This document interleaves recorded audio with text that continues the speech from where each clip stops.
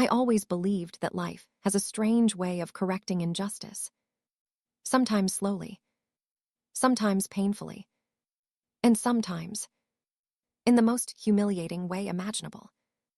My name is Naomi Ademi, and 3 months ago my own twin sister tried to steal my life. Not metaphorically, literally. My fiancé, my passport, my future. But what she didn't know was that the life she stole was not the life she imagined. And by the time she realized the truth, it was already far too late.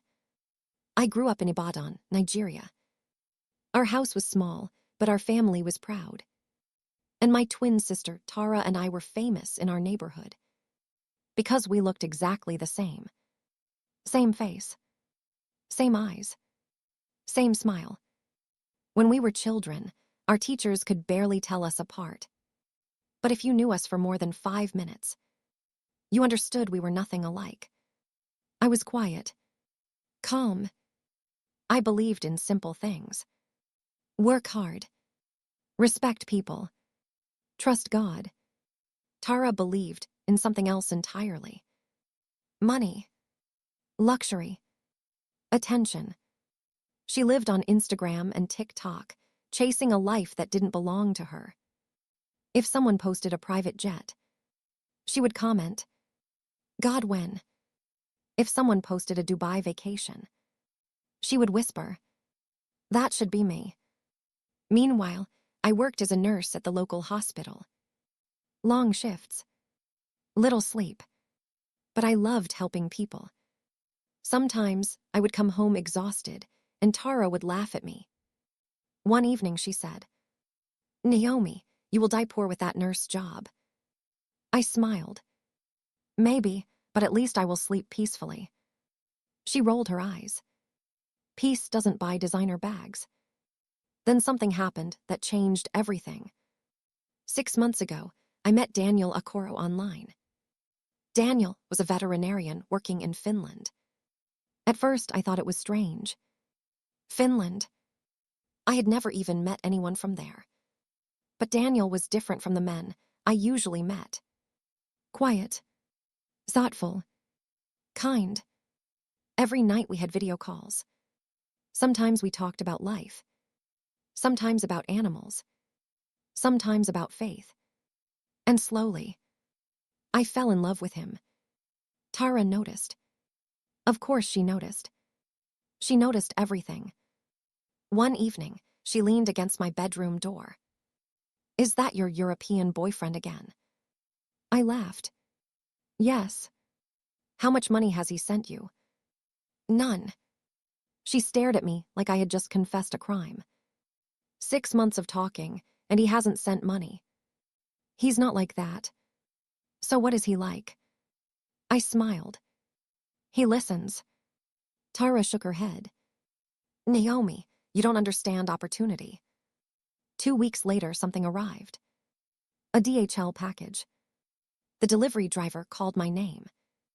Inside the envelope was a passport with a visa, a plane ticket, and a letter from Daniel. My hands were shaking when I read it. "Naomi, I don't want to wait any longer. Come to Finland. Let's get married. I've arranged everything." My heart almost stopped. The flight was in 3 days. Tara watched everything. Every movement. Every smile. Every word. And I could see it in her eyes. Jealousy. Dark. Heavy. Dangerous. But I trusted her. After all, she was my sister. My twin. My blood. And that was the biggest mistake of my life. The night before my flight, Tara surprised me. She ordered my favorite food, jollof rice, and a cold bottle of Zobo drink. She smiled sweetly. "Let's celebrate your new life." I hugged her. "Thank you, sister." She raised her glass. "To your future." I drank. 30 minutes later, everything went dark. The next thing I remember Was waking up in complete darkness. My head pounding, my body weak, and a terrible realization slowly forming in my mind.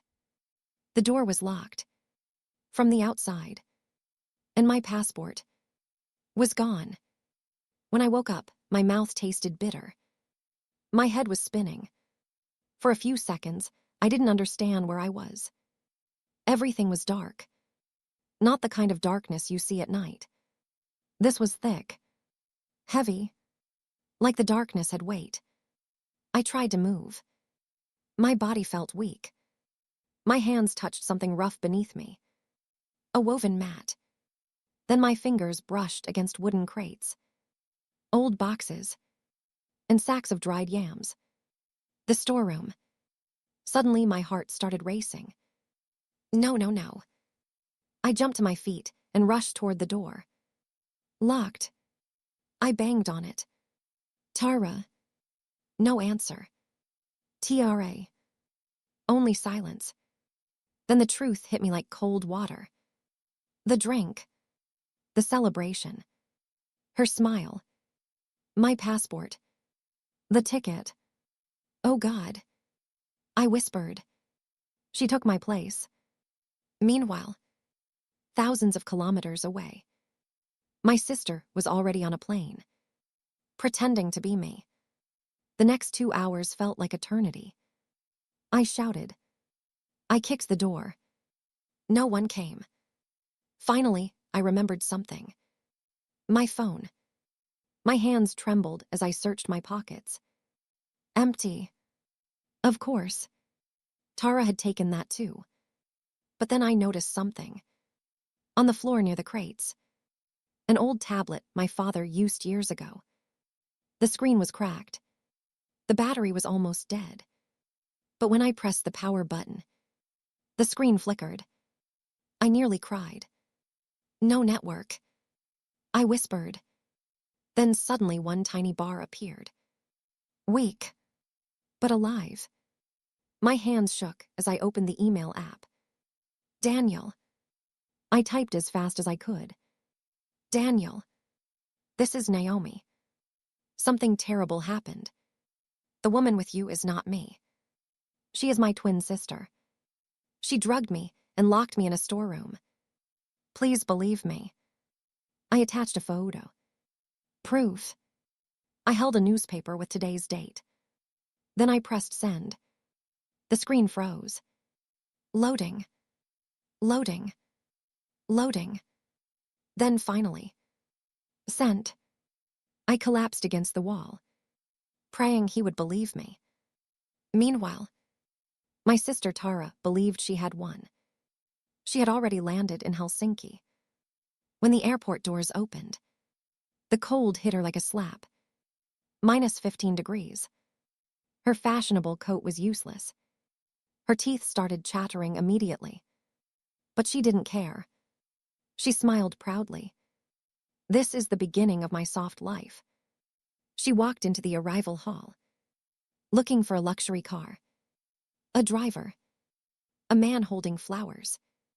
Instead, she saw Daniel. He was waving excitedly, but he wasn't wearing a designer suit. He wore a thick winter jacket, snow boots, and wool gloves. Tara frowned. Why does he look like a lumberjack?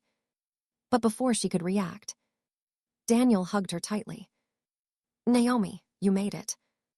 She forced a smile. Yes, I made it. Outside the airport, she looked around. No limousine. No Mercedes. Just an old pickup truck. Her smile started fading. Where is the car? Daniel laughed. This is the car. Her stomach dropped. They drove for 2 hours, leaving the city. Then the towns disappeared. Then the roads became smaller. Soon there were only forests. Snow everywhere. White. Silent. Endless. Tara finally asked, Daniel, where exactly are we going? He smiled peacefully. Home. Where is that? My farm. She blinked. Farm. Yes. Didn't we talk about it? Her brain started spinning. On their calls, she had never paid attention. She only cared about Europe, not the details. Daniel continued happily. We raise reindeer and sled dogs here. It's very peaceful. Tara stared out the window. Her dream life was slowly collapsing. When they finally arrived, her heart sank completely. A small wooden cabin. In the middle of nowhere. No neighbors. No shops. No city lights. Just forest. And snow. And silence. Daniel opened the door proudly. Welcome home. That night she cried silently. But the nightmare had only just begun. The next morning, Daniel woke her at 4 a.m. Morning devotion. She groaned. Can we pray later? He shook his head. We pray together. Then came the chores. Feeding dogs. Cleaning barns. Shoveling snow. Her expensive wig froze in the cold. Her nails broke. Her hands blistered. The Instagram queen of Ibadan had become a farm worker. 3 days later, everything collapsed. Daniel came inside one evening and said, My love, I miss Nigerian food. She froze. Can you cook egusi soup tonight? You always said it was your specialty. Her heart stopped. Because Tara could not cook anything.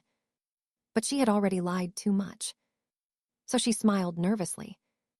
Of course. 30 minutes later, she served the worst meal ever created. Watery soup. Raw ingredients. Hard fish. Daniel stared into the bowl. Then slowly looked up. Something in his eyes had changed. Cold. Sharp. Observing. Then he said quietly, Naomi, why are you pretending to be someone else? Tara's blood ran cold. At that exact moment, Daniel's phone buzzed. An email notification.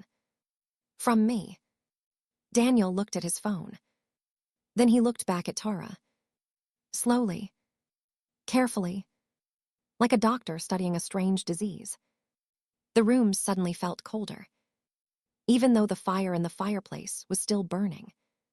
He turned the phone around. Read this. Tara leaned forward. Her hands trembling. On the screen was my email. And the photo. Me. Standing in the cyber cafe. Holding today's newspaper. Proof that I was still in Nigeria. Proof that the woman in front of him was a fraud. Tara's lips began to shake. I can explain. Daniel didn't raise his voice. He didn't shout. That somehow made it worse. You drugged your own sister. No, it wasn't like that. You locked her in a room. I just wanted a better life. Daniel stepped back. His eyes were full of disappointment. You didn't want a better life. He paused. You wanted an easier one. Tara fell to her knees. Please don't send me back. My friends will laugh at me. I will change. I promise. Daniel stared at her silently. Then he said something she never expected. You are right. Tara looked up hopefully. You will change. Her eyes lit up. But then he finished the sentence. You will change your location. Her face went pale. The next morning, he bought her a ticket. But not a comfortable one. 3 flights. Long layovers. 2 days of travel. A long journey home. Alone. Meanwhile, back in Ibadan, I was finally free. My parents had broken the lock of the storeroom after hearing my screams.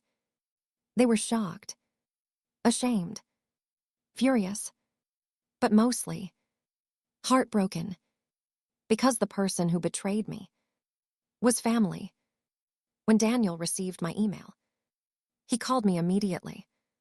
For the first time, I heard his voice shaking. Naomi, I'm so sorry. It's not your fault. We will fix this. And somehow, in that moment, I knew everything would be all right. 2 days later, Tara returned home, but not like she had imagined. She arrived wearing a thick winter coat, under the burning Nigerian sun, sweating, exhausted, humiliated. The entire street watched her walk down the road. People whispered, "Isn't that the girl who went abroad? Why is she dressed like a snowman? Where is her rich husband?" Every step felt like punishment.